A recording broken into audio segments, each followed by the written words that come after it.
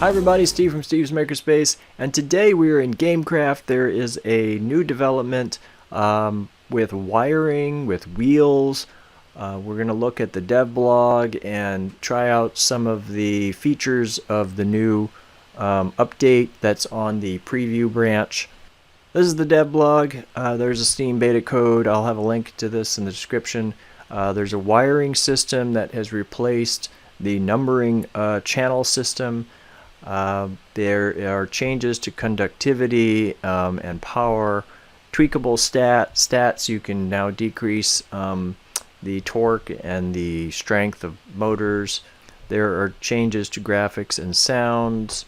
The tires, lots of new tires for us to play with. So this is pretty exciting. Let's get into it. Okay, so the first thing I want to show you is something I'm very excited about. Under Options, Sound, Music Volume, the sound of silence. Music is off. Thank you. Now I can play my own music. Okay, I've got a few samples here to show you. So this is how you interact with things. You click once, and then there's an input button here. And then if you click again, left click, you can do some tweaking, top speed, torque, and normal versus reverse. You can click that back and forth, so you can change the speed and the torque. Now the top torque and the top speed is what the engine is normally at, so you can't increase the speed, you can only decrease it. That was an engine. Here is a powered axle.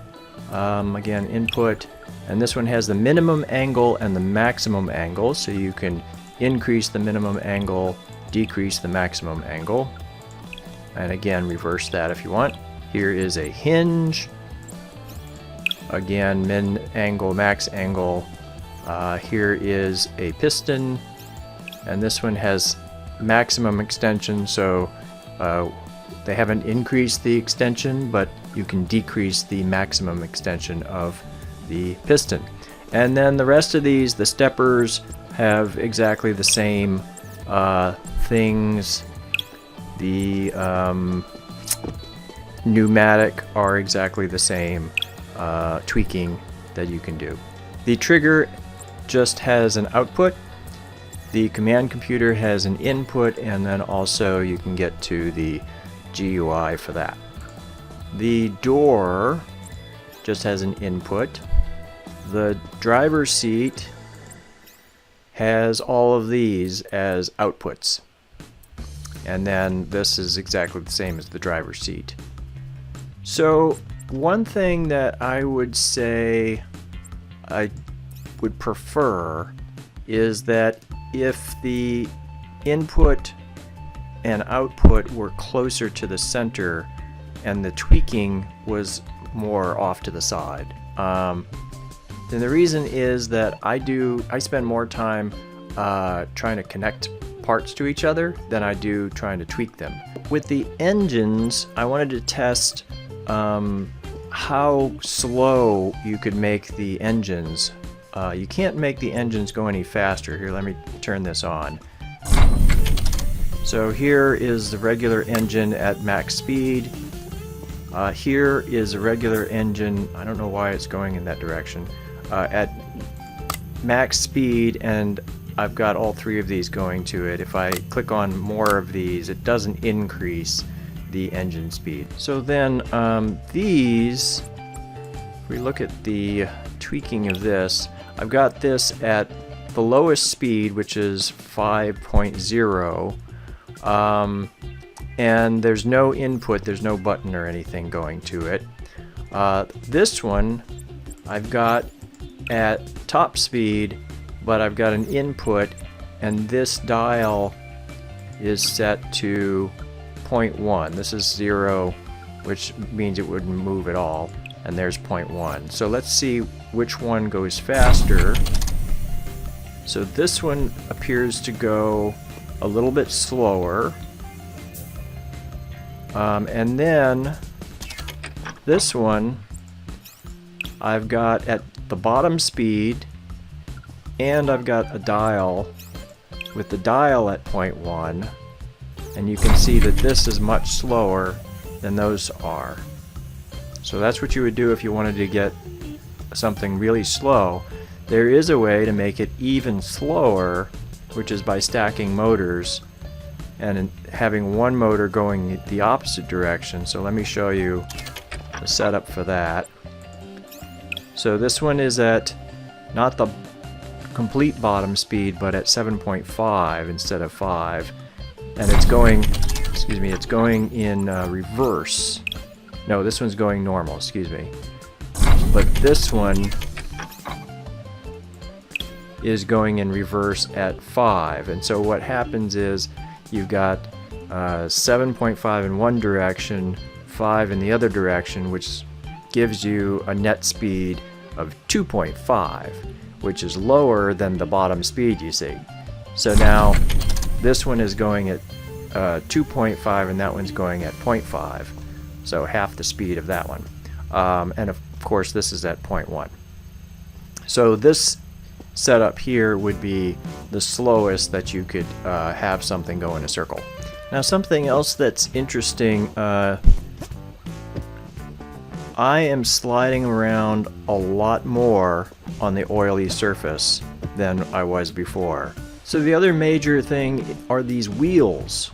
Look at all these different kinds of wheels. Really nice.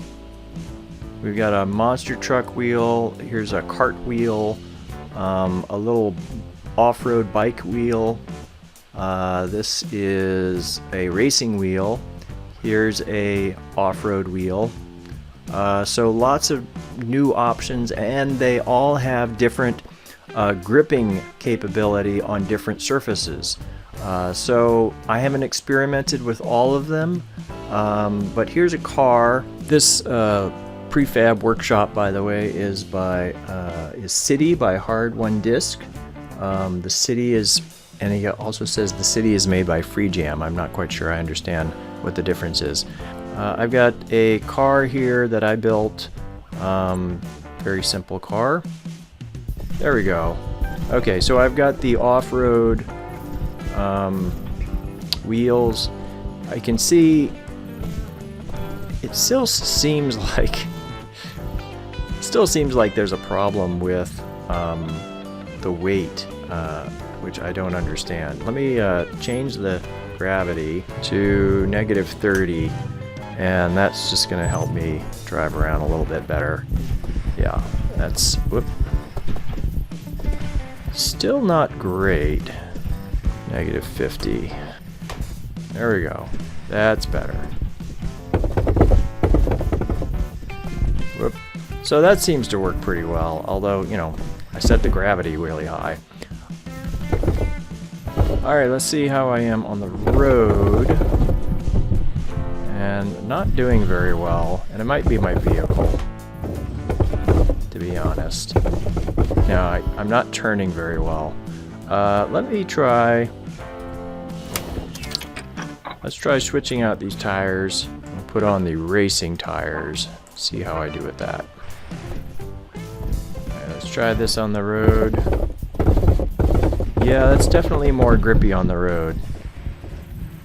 But I keep falling off the road anyway. Well, let's compare it to the regular wheels. So, oh boy, that's a lot smaller.